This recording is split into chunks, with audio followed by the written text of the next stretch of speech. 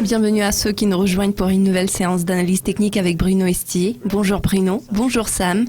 Parlons d'abord du marché des produits de base. Quel est l'état actuel des choses? Je crois qu'il est important de jeter un coup d'œil sur le graphique à long terme du cuivre, notamment le graphique de 10 ans. Nous observons une tendance à la baisse du cuivre depuis 2011. Cela est surtout corrélé avec la croissance des marchés émergents. Nous pouvons voir ici que le cuivre a cassé un niveau important de support à 2,25. Il n'a pas beaucoup de soutien aux alentours de son plus bas historique de 1,25 enregistré en 2009.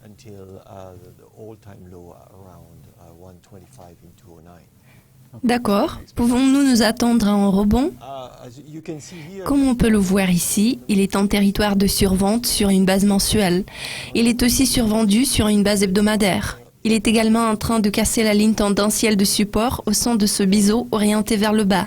L'indicateur stochastique est très survendu. Nous espérons que ce n'est qu'une réaction excessive et que cette matière première finira par rebondir. Passons aux perspectives du pétrole. Sa situation est-elle similaire? Heureusement, la situation est un peu meilleure ici.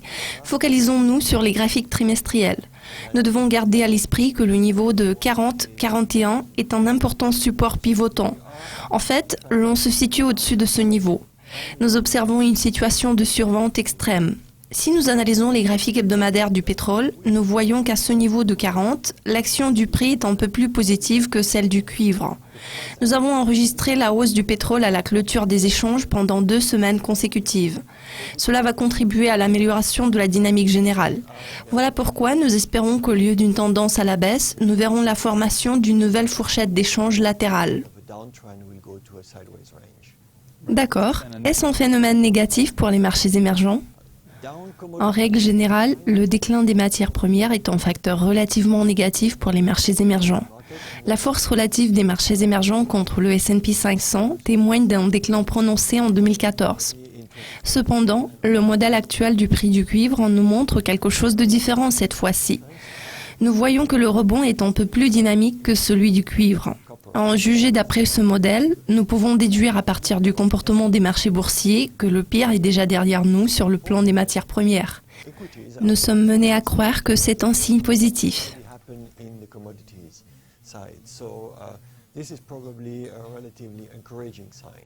Quel en est l'impact sur le dollar américain? Traditionnellement, le déclin des matières premières est observé parallèlement au renforcement du dollar. C'est à peu près ce que nous voyons sur ce graphique. Cette corrélation est marquée par cette ligne noire. Nous observons le déclin des matières premières à travers la baisse de l'indice CRB et nous voyons la hausse du dollar. Cette logique n'est pas toujours applicable. Pourtant, l'évolution la plus récente a été tout à fait conforme aux règles du jeu jugées traditionnelles. Nous pouvons constater que le mouvement à la hausse de l'indice du dollar a été relativement dynamique. Il s'est établi à l'extrémité supérieure de la fourchette. Cette tendance se poursuit depuis 6 mois. L'élan n'est pas encore suracheté. Nous pouvons toujours espérer voir la poursuite de la hausse du dollar américain. Alors, dans quel pays pourrait-on observer une expansion en résultat de cette tendance? Historiquement, nous pouvons nous rappeler que l'impact le plus prononcé a été visible à travers la hausse du dollar contre le yen. Cela exerce beaucoup d'influence sur le Nikkei japonais. En octobre, nous avons observé le rebond du Nikkei. Parallèlement, l'indice du yen a baissé, ce qui témoigne de la progression du dollar contre le yen. Donc, nous pouvons constater que le développement actuel est plutôt conforme à la règle générale. Nous observons la force du Nikkei malgré la progression du dollar américain. Même si le mouvement du yen est en train de s'aplatir, nous voyons que le Nikkei est quand même en mesure d'atteindre un nouveau plus haut. Le Japon est actuellement l'un des marchés les plus robustes.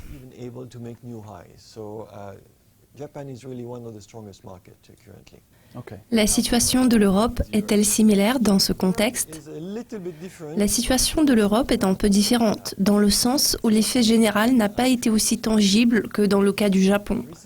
Pourtant, nous observons la progression de la force relative de l'Eurostoxx contre le S&P 500 depuis octobre.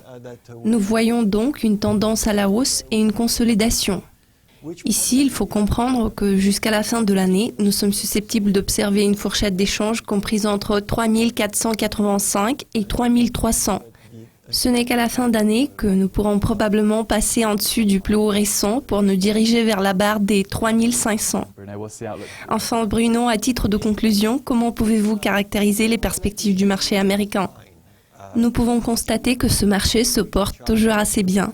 Les graphiques hebdomadaires indiquent qu'après la baisse en dessous de ce joli nuage que nous avons enregistré en octobre, ce qui a été assez alarmant, il y a eu un rebond au-dessus du nuage par la suite.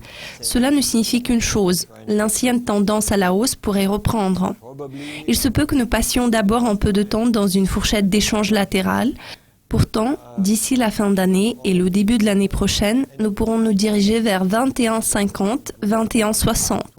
Le repli que nous avons observé après le rebond d'octobre nous a amené à l'ancien niveau de résistance à 20 020. Ainsi, le repli suivant devrait également être assez léger. Nous envisageons une baisse aux environs de 20,60, 20,70 pour rebondir ensuite vers 21,20. The next coming pullback should be also relatively minor. We expect one around 2060, 2070, and then new highs above 2120. Okay. Bruno, merci beaucoup de votre analyse. Je vous en prie. Merci de nous avoir suivis. Restez à l'affût de nos mises à jour régulières sur Dukascopy TV. À la prochaine.